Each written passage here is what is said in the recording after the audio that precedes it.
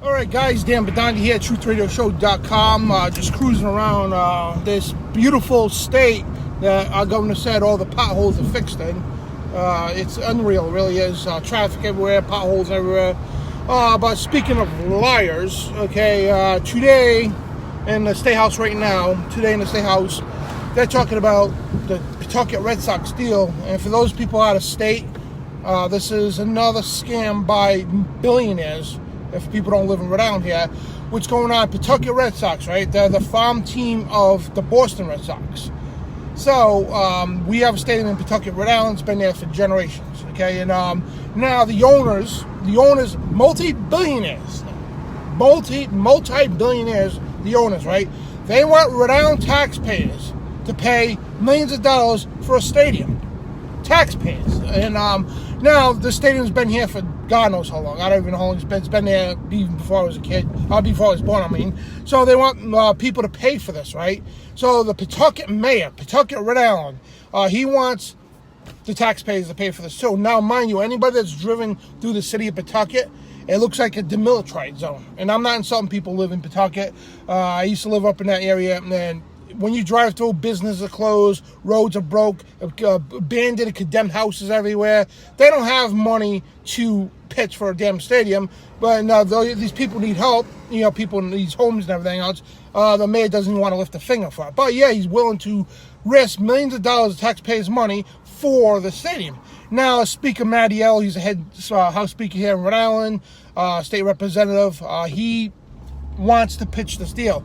Now, what they're trying to say, it's been back and forth for a while that first the taxpayers, they keep changing it, and it was a lot of money from the taxpayers. Now what they're trying to say is the taxpayers ain't going to be at risk if the stadium flops. First of all, you still need taxpayers' money to get it going. So yeah, it might not be at risk if it flops, but the Rhode Island taxpayers had already put money into it at that point. Now we had a thing in this state here called 38 Studios. Now, a lot of people say, well, it's saying comparison. It is comparison. And again, from the Boston Red Sox, that star pitcher years ago, Kurt Schilling, he was the number 38. So he wanted to open up a video game company, right? It was called 38 Studios to match his number on his jersey. So anyway, he comes to Rhode Island and says, hey, I want your help. Even though this guy's got more money than they need for the video game company, he can actually just fund it and without a scratch in his pocket. And the taxpayers here in Rhode Island paid for that, and they're still paying for that to this day. Now, how many people with the stadium here, how many states have we seen all over the country where multi-billionaires wanted you, the taxpayers, to pay for it? The big $1 billion stadium in Dallas, Jerry Jones didn't pay for that. Your taxes did. Many stadiums all over the country, you pay for it, and most of these people still haven't paid the states back yet. And so they want us to invest taxpayer money in here in Rhode Island to invest in the Pawtucket Red Sox. Okay, but the thing is, here's the whole issue about this, right? These owners are multi-billionaires. Multi-billionaires, that alone should be like, definitely hell no. Definitely hell no. Okay? And I talked for decades, since I've been alive, okay? For decades, Rhode Islanders have flooded Foxborough, flooded McCoy Stadium up in Pawtucket there, basically putting millions and millions and millions of dollars into the pockets of the owners and the people at the stadium there. So, out of return, the owners, you say, you know what, we'll build the stadium. Don't worry about it. It's out of respect because you guys gave us millions of dollars over the years. You supported us over the years, so we should build the stadium. If I was the owner, that's what I would do. I wouldn't want taxpayers' money, especially a town that's put millions of dollars in my pocket for generations. Millions of dollars in my pocket for generations, and I'm a billionaire, and I'm going to ask Rhode Island taxpayers when we're struggling already. I'm going to ask Rhode Island taxpayers to help us out in the stadium? No. And they keep proposing all these different deals. They keep changing the bill and all that. But the thing is, bottom line is that the taxpayers still pay for it. Plain and simple. And now let's just say the stadium goes up, right? And we know the stadium's probably not going to flop because it's a pretty popular place. Just to say the stadium flops, right?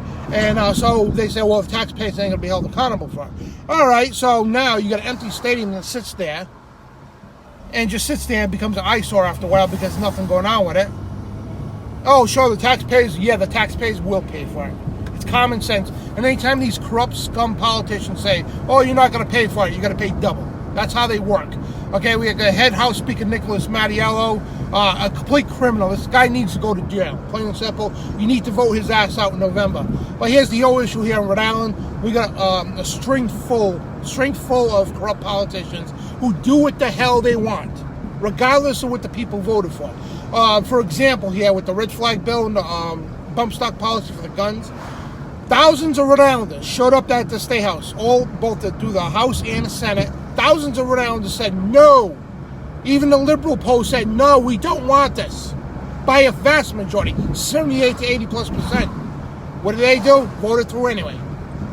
They don't care what you think, okay? They don't even give a crap. They sit there and take testimony. They don't even pay attention to you unless it's for their favor. I see them all the time sitting there talking to each other, not paying attention to the people, the opposing people, until you got to yell at them. You know what I mean? These people do what the hell they want. They're going to push this Red Sox deal through anyway. They are. And God forbid, because this year, November, everybody's up for re-election. Everybody. So, God forbid, okay, that these people get in again. It's over. The state is over. They pushed tolls that nobody wanted. The governor did. They just rammed it through. And with the things, here's the whole thing about this, okay? They're state representatives. In other words, they represent the people. They are not representing the people. So you would think this Pawtucket Red Sox thing, right? Let's put this up as a proposal question to the people to vote on. Now, if the people vote on it, we'll do it. But no, they know the people are not going to vote on this.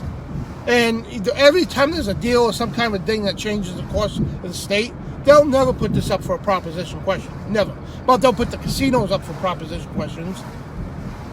But nothing else. You know, when they really want something done, they won't put it up for proposition because they know the public will shoot it down.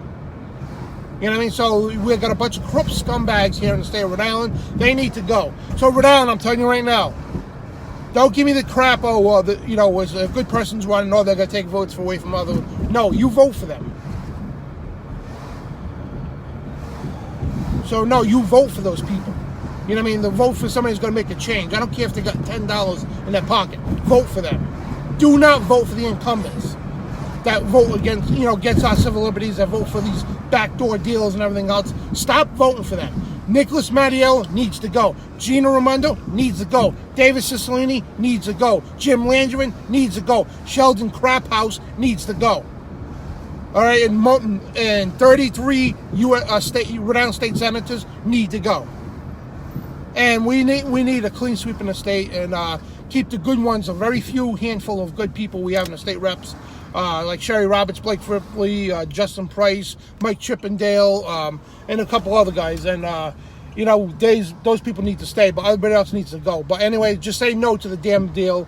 We need to do something here in Rhode Island, do it drastically, because these people don't listen to us. They don't care about us. All they care about is this and your taxpayers. And who pays for it in the end? We do, and they get away scot-free. Anyway, guys, Dan Bidondi, TruthRadioShow.com. And I just want to put on notice here, I might be running for state representative. Not sure yet, or state senator. It's just because of my living location right now. You need to be a solid living location to run for that area. So I might be running, and God forbid to them I get in as a state rep or a state senator. It might be one person, but I'll create one hell of a storm that Nicholas Mattiello would never in his life believe that's going to come to him at all. And politically, you know what I mean? And I do want to run for office, and if I do, the crap is going to hit the fan big time. Anyway, guys, Dan Bidondi, TruthRadioShow.com. God bless you all.